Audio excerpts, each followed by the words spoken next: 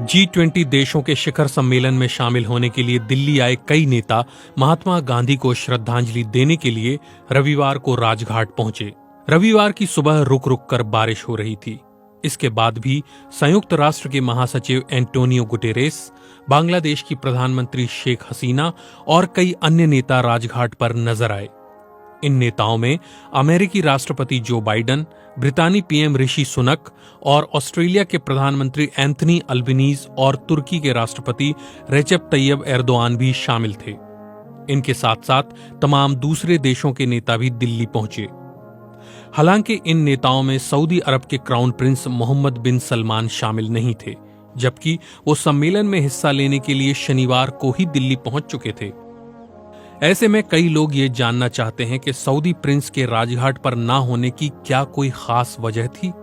जानकारों का कहना है कि राजघाट पर प्रिंस मोहम्मद के ना होने का कारण महात्मा गांधी के प्रति किसी भी तरह का अनादर नहीं, बल्कि उनकी सल्फी विचारधारा हो सकती है।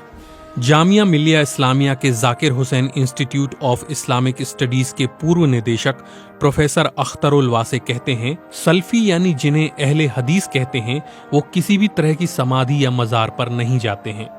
इस्लामिक स्कॉलर जफरुल इस्लाम खान बताते हैं कि उनके यानी सल्फी विचारधारा को मानने वालों के यहाँ तो कब्र को पक्का बनाना तक गलत है। इस्लामी न्यायशास्त्र यानी फिक्ह यानी ज्यूरिस्प्रूडेंस के 5 प्रमुख सिद्धांत हैं: हनफी, शफई, मालिकी, हम्बली और जाफरी। जाफरी या फिक्ह जाफरी शिया समुदाय से संबंधित हैं, बाकी चारों सुन्नी समुदाय से जुड़े हैं। भारत में अधिकतर मुसलमान हनफी सिद्धांत को मानते हैं। सल्फी या अहले हदीस खुद को इन सब से अलग मानते हैं। उनका मानना है कि ये सभी विचारधाराएं इस्लाम के आखिरी पैगंबर मोहम्मद की मौत के सदियों बाद वजूद में आई हैं और ये इस्लाम को लेकर अलग अलग इमामों की व्याख्याएं हैं। इसलिए इनमें बहुत सी वैसी बातें शामिल हो गई होंगी जो पैगंबर मोहम्मद के जीवन से अलग होंगी। अहले हदीस सिर्फ इस्लाम के पवित्र ग्रंथ कुरान और हदीस के अनुसार इस्लाम को मानते हैं। हदीस से आशय पैगंबर मोहम्मद की कही गई बातें और अलग अलग समय में रसूल ने जिन कामों को अंजाम दिया उन पर आधारित संग्रह हैं। जफरुल इस्लाम कहते हैं कि 19वीं सदी में जब भारत में वहाबियत यानी अहले हदीस या सल्फी विचारधारा का प्रसार होने लगा तो ब्रितानियों ने उसे गैर मुकल्लिद भी बुलाया, यानी वो जो किसी का अनुसरण नहीं करते हैं। प्रोफेसर अख्तरुल वासे कहते हैं, किसी तरह की घटनाओं से जुड़ी 3 जगहों पर जाना ही वो मुनासिब समझते हैं: मस्जिदुल हराम यानी काबा, मस्जिदुल नबवी और मस्जिदुल अक्सा। सऊदी अरब के मक्का में स्थित काबा का निर्माण इस्लाम के पैगंबर इब्राहिम से जोड़कर देखा जाता है, जबकि मदीना में मौजूद मस्जिदुल नबवी में पैगंबर मोहम्मद की कब्र है।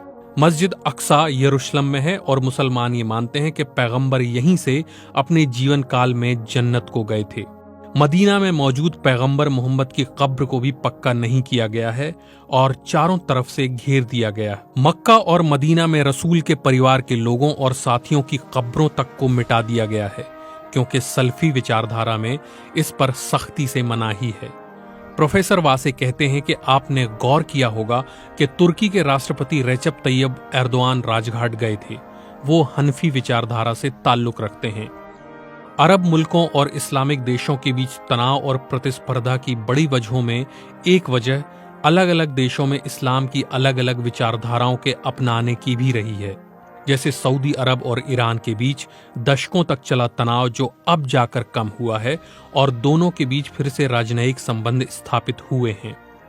इस्लामिक जानकारों का कहना है कि मुसलमान होने के लिए जरूरी है एकेश्वरवाद, रसूल के इस्लाम के आखिरी पैगंबर होने पर यकीन और मृत्यु के बाद जीवन। इन तीनों में किसी तरह का मतभेद नहीं है। फिर रसूल और उनके साथियों की मौत के बाद एक समय आया जब अलग अलग इमामों ने धार्मिक पुस्तकों और घटनाओं की व्याख्या अपने अपने ढंग से की। इन व्याख्याओं में भौगोलिक स्थितियां और दूसरी तरह के कारण शामिल थे। इन्हीं से मतभेदों की शुरुआत भी हुई। हालांकि इस मामले में भी शियाओं और सुन्नियों के मतभेद की एक लंबी कहानी है।